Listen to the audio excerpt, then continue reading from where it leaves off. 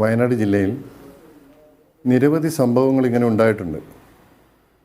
എന്നാലും ഞങ്ങളുടെ കുടുംബത്തെ സംബന്ധിച്ച് ഞങ്ങൾക്കൊരു തീരാ നഷ്ടമായി തീർന്നിരിക്കുകയാണ് ഈ കുടുംബനാഥൻ്റെ മരണം എന്ന് പറയുന്നത്. ഈ സംഭവം നടന്ന് അവിടെ വെച്ച് തന്നെ അക്രമം നടന്ന് മരണപ്പെട്ടതിന് ശേഷം അവിടെ നിൽക്കുന്ന ഫോറസ്റ്റ് ഉദ്യോഗസ്ഥന്മാർ ആ ബോഡി ഒന്ന് വണ്ടിയിൽ കയറ്റാൻ പോലും നിൽക്കാതെ ഓടി മറിയുകയാണ് ചെയ്തത്. എന്നിട്ട് ആ ബോഡി ജില്ലാ ആശുപത്രി വയനാട് മെഡിക്കൽ കോളേജിൽ കൊണ്ടുവന്നിട്ട് ആ മെഡിക്കൽ കോളേജിൽ രാവിലെ 7 മണിക്ക് കൊണ്ടുവന്ന ബോഡി 12 മണിയായിട്ടും വയനാട് ജില്ലയിലെ ജില്ലാ ഭരണകൂടത്തിലിരിക്കുന്ന കളക്ടർ അവിടേക്ക് വരാത്ത ബോഡി എടുക്കില്ല എന്ന് പറഞ്ഞിട്ട് ആ കളക്ടർ വരും എന്ന് പറഞ്ഞിരുന്നിട്ട് പിന്നെ പറയും വരില്ല എന്ന് പറയുക, പിന്നെ വരൂ എന്ന് പറയുക. അങ്ങനെ പറഞ്ഞ് കളക്ടർ വരുന്നത് 12 മണിക്കാണ്. ഈ വയനാട് ജില്ലേൻ്റെ ആസ്ഥാനമായ കളക്ടറേറ്റിൽ നിന്ന് മാനന്തവാടിയിലേക്ക് 35 കിലോമീറ്റർ വരുന്നതിന് വേണ്ടിയിട്ടുള്ള താമസം എന്ന് പറയുന്നത് ഈ 4-5 മണിക്കൂർ താമസം. അവിടെ ആ പ്രശ്നം അവിടെ തീർക്കാമായിരുന്നു. വയനാട് ജില്ലാ കളക്ടർ വന്ന് ചർച്ച നടത്തി ഇതിനൊരു പരിഹാരം കാണണമെന്നാണ് അവിടെ ഇരിക്കുന്ന ജനങ്ങൾ. മാനന്തവാടി താലൂക്കിലെ ജനങ്ങൾ മൊത്തം വയലൻ്റായിരിക്കുന്ന അവസ്ഥയിൽ അന്നേരം അവിടെ വന്നിരുന്നിട്ട് ചർച്ച ചെയ്യാൻ വേണ്ടി വയനാട് ജില്ലാ കളക്ടർ തയ്യാറാവാത്തതാണ് ആദ്യം ഈ പ്രശ്നം വഷളാവാൻ കാരണം. രണ്ടാമത് ഈ ഫോറസ്റ്റ് ഉദ്യോഗസ്ഥന്മാർ, അതേപോലെ തന്നെ DFO, അതേപോലെ തന്നെ CCF, അങ്ങനത്തെ ഒരു ഉദ്യോഗസ്ഥന്മാർ പോലും വന്നില്ല.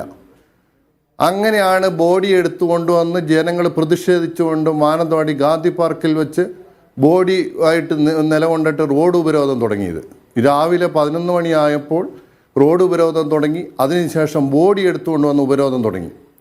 ഇതിൻ്റെ വീഴ്ച ആരാ സംഭവിച്ചത്? ജില്ലാ ഭരണകൂടമാണ് ഇതിന് വീഴ്ച സംഭവിച്ചത്. ഈ വീഴ്ചയ്ക്ക് ഒരു പരിഹാരം കാണണം എന്നാണ് ഞങ്ങൾക്ക് പറയാനുള്ളത്.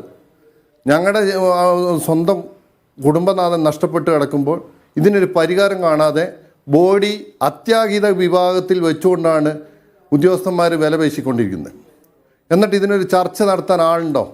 ഒരു ചർച്ച നടത്താൻ പോലും ആരും തയ്യാറായില്ല. ഈ 1 മണി വരെ ഇരുന്ന് 1 മണിക്കാണ് പിന്നെ ചർച്ച നടക്കാൻ വരുന്നത്. അങ്ങനെ 1 മണിക്ക് ചർച്ച തുടങ്ങിക്കഴിഞ്ഞിട്ട് ഈ ചർച്ചയിൽ പോലും ഒരു തീരുമാനം എടുക്കാൻ വന്നിരുന്ന ഉദ്യോഗസ്ഥന്മാർക്കോ ആർക്കും ഒരു തീരുമാനം എടുക്കാൻ കഴിയുന്നില്ല. അപ്പോൾ ഇതിൻ്റെ തീരുമാനം എടുക്കേണ്ടത് ആരാ? മന്ത്രിയും അതേപോലെ തന്നെ മുഖ്യമന്ത്രിയും ഒക്കെ ഇരുന്നൊരു തീരുമാനം പറഞ്ഞിട്ട് വേണമായിരുന്നു ഇവരെ പറഞ്ഞുവിടാൻ വേണ്ടി. ഇവർ ഒരു തീരുമാനം എടുക്കുന്നില്ല. ഞങ്ങളെ സംബന്ധിച്ചോളം ഞങ്ങളുടെ കുടുംബത്തിൻ്റെ അത്താണിയായിരിക്കുന്ന അജിനെ നഷ്ടപ്പെടുകയുണ്ടായി. പക്ഷേ ഒരു തീരുമാനം പറയാനോ ഈ ബോഡി ഇപ്പോൾ 8 മണിയായിട്ടും വയനാട് മെഡിക്കൽ കോളേജിൽ നിന്നും ഇതുവരെ ആ ബോഡി പോസ്റ്റ്മോർട്ടം കഴിഞ്ഞ് കിട്ടിയിട്ടില്ല. ഇനി എപ്പോഴാണ് വീട്ടിലേക്ക് കൊണ്ടുപോകേണ്ടത്? രാത്രി ആകുമ്പോഴല്ലേ. ഇപ്പോഴും സംഭവിക്കുന്നതെന്ന് വെച്ചാൽ ആന ആ വീടിൻ്റെ ഒരു 300 മീറ്റർ മുകളിലുള്ള കുന്നിലാണ് ഇപ്പോൾ ആന നിൽക്കുന്നത്. കുറച്ച് മുൻപ് ആന കുറച്ച് താഴേക്ക് ഇറങ്ങി വന്നു. ഇപ്പം ഞങ്ങൾ ബോഡിയും കൊണ്ട് ചെല്ലുമ്പോൾ അവസ്ഥ എന്താ? അവിടെ മുകളിൽ ആന, താഴെ ബോഡി. ഇതിന് പരിഹാരം കണ്ടേ. ഞങ്ങൾ പറഞ്ഞു അന്നേരം ഈ ആനേനെ വെടിവെച്ചു കൊല്ലാൻ ഉത്തരവിടണമെന്ന് പറഞ്ഞു. ഉത്തരവിടാനായിട്ട് ജില്ലാ ഭരണകൂടം തയ്യാറാവുന്നില്ല. ജില്ലാ കളക്ടർ പറയുന്നത് എന്താണെന്ന് വെച്ച് കഴിഞ്ഞാൽ അതിന് മുകളിൽ നിന്ന് ഉത്തരവ് വരണം എന്നാണ് പറയുന്നത്. അപ്പം ഞാൻ ചോദിക്കട്ടെ, ഈ ബോഡിയും കൊണ്ട് ഞങ്ങൾ അവിടെ ചെന്നിരുന്ന് ഇന്ന് രാത്രി നേരം വെളുക്കുമ്പോഴത്തേക്ക് ആന താഴേക്ക് ഇറങ്ങി വന്നുള്ള അവസ്ഥ എന്താണെന്നുള്ള കാര്യം ഈ ജില്ലാ ഭരണകൂടം അറിയണ്ടേ? ഞങ്ങൾ പറഞ്ഞ ആനയെ വെടിവെച്ചു കൊല്ലണം. എന്നിട്ട് ഈ സമയം പോലും ആനയ്ക്ക് മയക്കുവെടി കൊടുക്കാനോ വെടിവെച്ചു കൊല്ലാനോ ഒരു തീരുമാനം എടുക്കാതെ അവിടെ ചുറ്റുവട്ടത്ത് ഇങ്ങനെ വട്ടം കറങ്ങി കുറച്ച് ഉദ്യോഗസ്ഥന്മാർ നിൽക്കുന്നു എന്നല്ലാണ്ട് ഇതിനൊരു തീരുമാനം ഉണ്ടായിട്ടില്ല. ഇത് ഇന്നലെ ഇതേപോലെ തന്നെ മാനന്തവാടിയിലെ അപ്പപ്പാറയിലൊരു കടുവ പിടിച്ച വിഷയം കിടപ്പുണ്ട്. അങ്ങനെ നിരവധി വിഷയം വയനാട് ജില്ലയിൽ ഇപ്പം സംഭവിച്ചുകൊണ്ടിരിക്കുമ്പോൾ ഇതിനൊരു പരിഹാരം എന്നുള്ള രീതിയിൽ കാണണ്ടേ?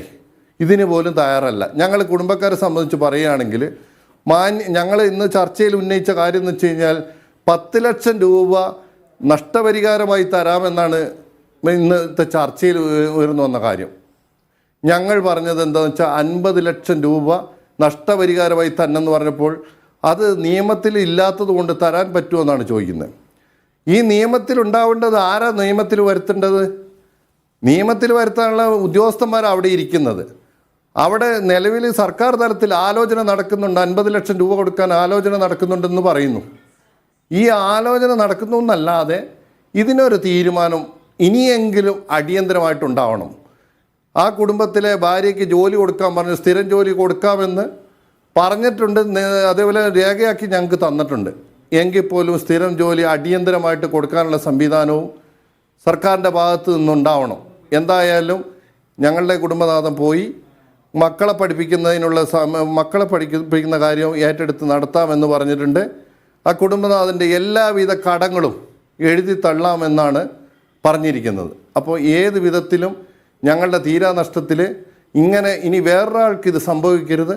ഇതിനൊരു പരിഹാരം കണ്ടേ മതിയാവൂ.